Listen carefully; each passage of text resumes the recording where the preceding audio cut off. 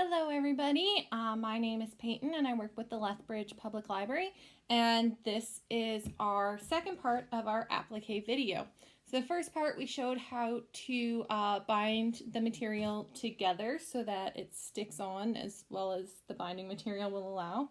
And now we're going to work on creating the sewed edge like we have here with our eyes. So if you missed the first part, or if you're just joining in, this is for the fox quilt pattern we're doing. So the eyes are already done, and now we're working on the little itty bitty noses. So for applique, to determine what size you want your ring around here, there's different size, and you can see on the back here.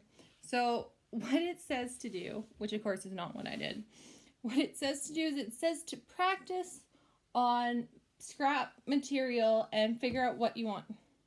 I have 16 eyes, so I figured I'd just practice on the eyes. So my first one was very narrow. It was set at 0, and so it's very tight, very narrow, and you can see like it doesn't look as pretty in my opinion. I didn't like that it was really hard to keep on the fabric, and because the eye is a bigger piece of fabric, I wanted something a little wider. So I went with, I don't even know what I went with. So this was on my sewing machine. It's a size 2 zigzag, and it was at a 0 for the width. Thank you, the width. And so very tiny, smallest settings I had, and I did not like it. So it looks fine, like it looks all right, so I'm gonna leave it, but I didn't like that one. So then I kept it. I went up to a 0.5 for the width, or for the distancing. That's what it is. So I went up a little bit for the distancing, and I went up to, I believe, a size 2 or size 3 for the zigzag. And so you can see this one, it's a little bit bigger, looks a little nicer, but I wasn't completely happy. So I went up on my distancing number again. So you can see here, the zigzags are kind of far apart. Not a huge fan. Like, it worked, and I was definitely getting happier with it. The results are good. This one actually laid really flat, which is funny because it's one of the ones with the fold seam in it. And I was happy, but I wanted it a little closer together. So this is a smaller size zigzag, and then it's a little bit closer together than the last one. And again, I was happy, but not 100%. Looks good, lies flat, like it's decent, and it definitely can be used, but I wanted just something else. And so then I did this one, which is set at a 4 size, so a lot bigger than I thought I'd be using for the zigzag, and a 0.5 distance apart on my other setting. And this is the winner right here. I just really liked how it looked. It provided a nice, good, sturdy border. It still does lie flat, and so the rest of my eyes are all the same with that one setting. So, you know, it took me 5 or 6 triangles to figure out what I wanted. And then when I got it, I just did it with them all. And you'll notice it's not 100% consistent on there, because I do struggle a little bit with the circle. And yeah, so took a couple tries, but we got there, and I have my 16 eyes done. And now that I'm about to do my ink noses, I know exactly what I want. So this is the nose. My settings are all set. I have my black thread threaded, my bobbin. Sorry, let me just fix this. It's in order to get an angle where you can see the sewing machine, I have a bungee cord wrapped around a chair holding onto an iPad. Ingenuity here, people.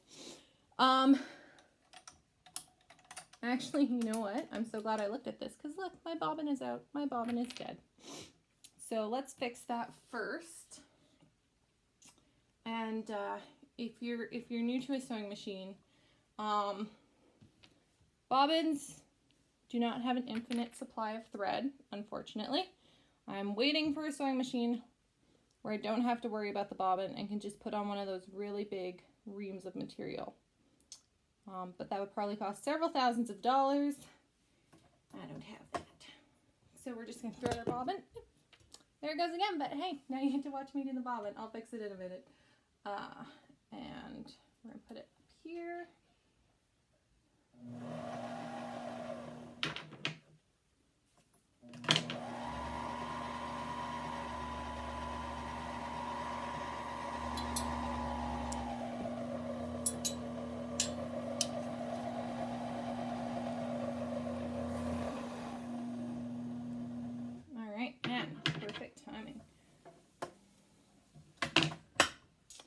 So let's thread our sewing machine again.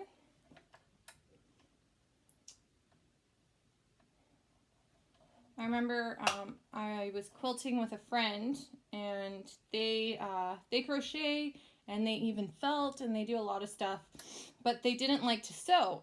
So they were unfamiliar with the sewing machine, and me and my other friend who were there, my friend's bobbin died, and she was like, oh no, my bobbin died, and my other friend was like, what does that mean? And we're like, oh, you'll see. And sure enough, she's sewing, and her bobbin dies, and she's like, oh my gosh, what's going on, what happens? And we kind of chuckle, and we're like, your bobbin died, it's all good. And the first time, though, you're just like, where's my thread, what's going on? Done. Now we know we're set for hopefully 8 noses. Might need to refill again, but we'll see. So what we're going to do is the recommended amount is 1/3 off the fabric and 2/3 on. So I'm going to line it up here. I'm doing a straight, not straight, size 4 zigzag, a 0.5 in distance, and then it's my needle set in the middle. So you can set to the left, you can set to the right if you have a preference. I just find for lining it up, it's easier if I just set it in the middle. And again, it's 1/3 off the fabric you're sewing, 2/3 on. So then you just go.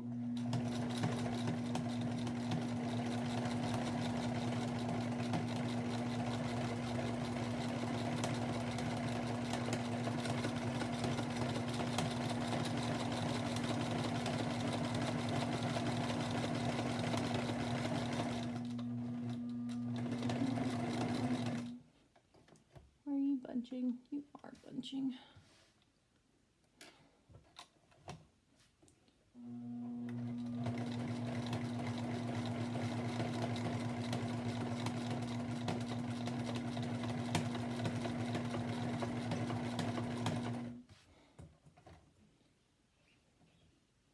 And sometimes you have to move it. So again, make sure your needle's down. And then you can move it which way. It is a circle, so it's not as easy as like just doing a straight square or something.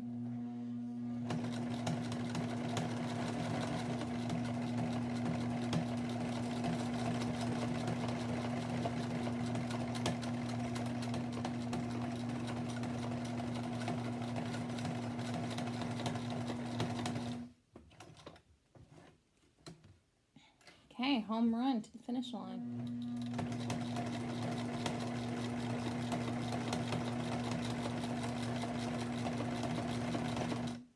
And then I sew it over the place I started a little bit.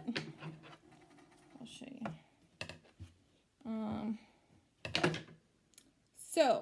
We did have a little bit of bunching here, so if I lay it flat, you can see like there's a little bit of a hill here. I find I have really bad luck with fabric bunching. It always does it on me. I don't know why, but it does like to bunch. And so what I find happens, because you're supposed to be really close together, right? Like that's how applique works. But sometimes it'll start to bunch, and then my needle just won't be able to push it back, and so that's when I have to stop, lift up my needle, and actually like move it back myself while still trying to allow for it to sew properly. So again, if I hold it flat, you can see the little bump here, and there was a little bit here and here as well. But overall, it looks okay because this is the good side. I try to cut the threads as close as possible, and you can see on this one, I'll keep the threads on just so you can see the distance. I went over just like a little teeny tiny bit, and that's how I finish. So cut the threads nice and close without cutting the actual thread that you need to hold down here. On the back, I just cut it short so that when I sewed, it went over there. So this is my nose. And I know that this is the right side up. So if I see if I can do, so when I'm done, it'll be a nose and 2 eyes. Try to hold that up for you. Woo. Sewn together like that. So let's, actually I can keep that together because I need it like that. Let's do another one just for practice. So we're gonna do one more. So let's just put the foot down here. And the thing with a circle is you need to keep it moving, otherwise it bunches up like that. So you need to just keep going, going, going.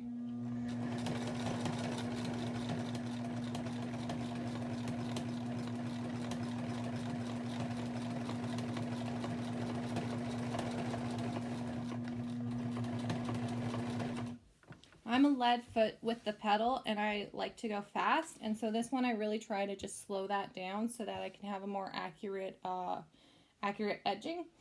And so the key is to go slow, slow and steady, and just get it right.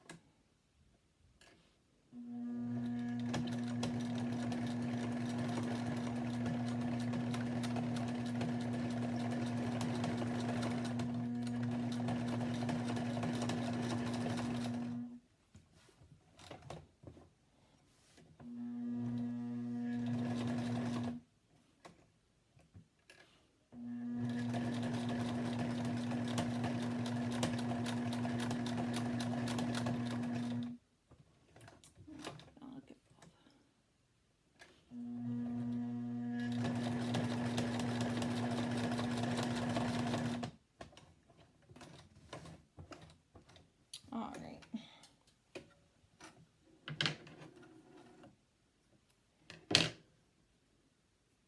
Okay, so that one had a little bit of bunching, but if I lie it flat, you can see it's not too bad. Better than the first one. Not quite circular. I have a little dent there, but you know, for me that's okay. I don't craft to perfection because that's just a standard I don't want to set for myself. Like for me, crafting is about having fun and being able to say, I did that, I made that. And if it's not 110% perfect, I'm like, you know what? That's the joy of making it yourself, is that you can mess up and everything. It can be flawed because it's from the heart and it's personal. And so if it has a slight dent in its little nose, it's because it was sneezing. Like, let's be honest here. So I'm going to add that to this pile of eyes. And there we go. So that gives you an idea of how to do the edge. We're going to take another bit of a break, and I'm going to do the rest of the noses. And then what we're going to do is I'm going to show you the 2 ways I'm sewing the eyes and noses back into the pattern. But I'm going to finish these first because I need to change my thread to white thread. So I want to get these done, and then we'll do that. All right.